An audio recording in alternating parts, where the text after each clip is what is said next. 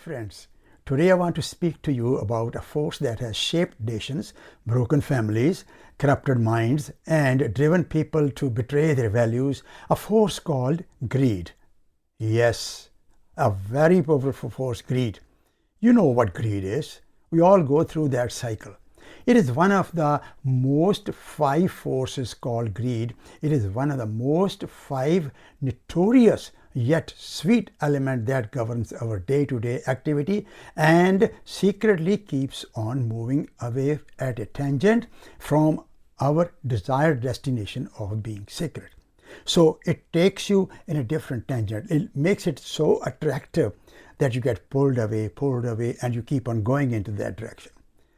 I talked last time, I mentioned briefly about it in my last talk, being an obstacle in the way of life filled with gratitude.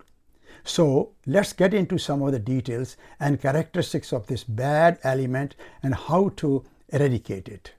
Please listen to this up to the end of it. I'll greatly appreciate if you share it with your friends and on your favorite media. Greed is more than just wanting more.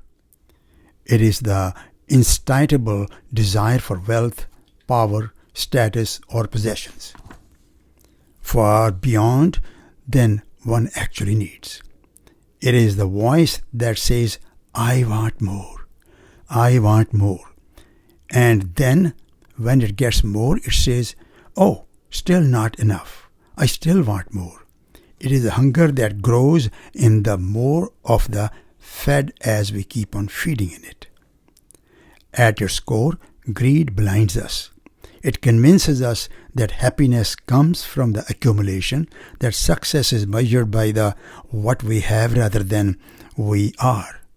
But let me ask you, has greed ever truly satisfied anyone? Or does it only create a cycle where contentment is always just away and out of reach? Let's take a moment to think about the history. How many wars have been fought, not for freedom or justice, but for the resources, land, wealth? How many empires have been risen and fallen because of the greed? Look at the 2000 financial crisis. It wasn't just market crash, it was a result of unchecked greed in the financial sector, where the short-term gains were prioritized over the long-term stability. Millions of people lost their homes, their jobs, their savings, not because of the natural disasters, but because of the human discussions and human-driven desires. And it is not just economic or politics. Greed steps into our everyday life. In our relationships, greed can manifest selfishness, always taking, rarely giving. One of the workplaces, it can look like a stepping over each other's steps to climb the ladder, hoarding the credit, or exploiting the workers. Even in our environment, greed has a role. Our planet is suffering, not because lack of resources, but because we exploit them with thinking of future. Forests are being cut down, oceans are polluted, species are driven to extinction, and all that in the name of profit. Now, don't get me wrong. There is nothing wrong with ambition, with working hard into achieving success, or with wanting comfortable life. But greed is ambition without boundaries. It's a desire without responsibility. And when we let it go unchecked, it comes at a cost. Not for others, but for ourselves. We have to be careful in this. Because here is the truth. Greed isolates us.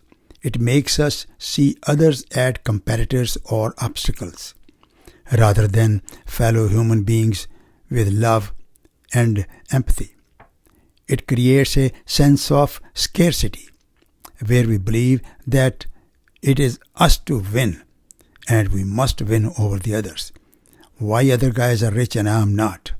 why so and so is having so much property and so much money, how come I am not? So in the pursuit of more and more, we often end up with the loss, less peace, and less joy, and less connection. So how do we fight the greed? This is a question which has been asked by others from various places. So I figured I should include that in this. The opposite of greed isn't poverty. It is generosity. It is being full of gratitude. It is recognizing when we have enough and choosing to share.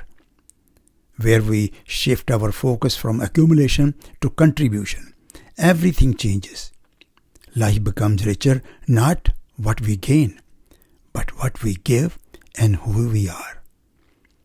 There are inspiring examples all around us.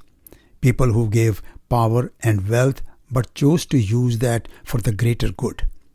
Individuals who have dedicated their time, money and energy for helping others, building communities, protecting the planet. They remained here, and they also remind us that success is not about how much we have, but what we do with it. As the saying says, you cannot take it with you anywhere. At the end, it's just gonna be here and will be taken by God knows who. Not the numbers in our banks, accounts, but the lives we touched, the life we shared, the love we have given to others. That's what it will count. In conclusion, greed is a powerful force, but not unstoppable one. Each of us has a choice every day to resist it, to live it with intention, to be content with enough, to give rather than always take. And doing so, we not only make this world better, but we find deeper and deeper satisfaction, fulfillment in ourselves.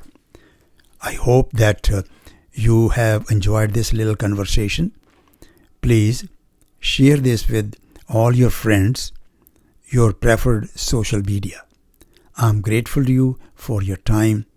Until next time, so long. Have a good time.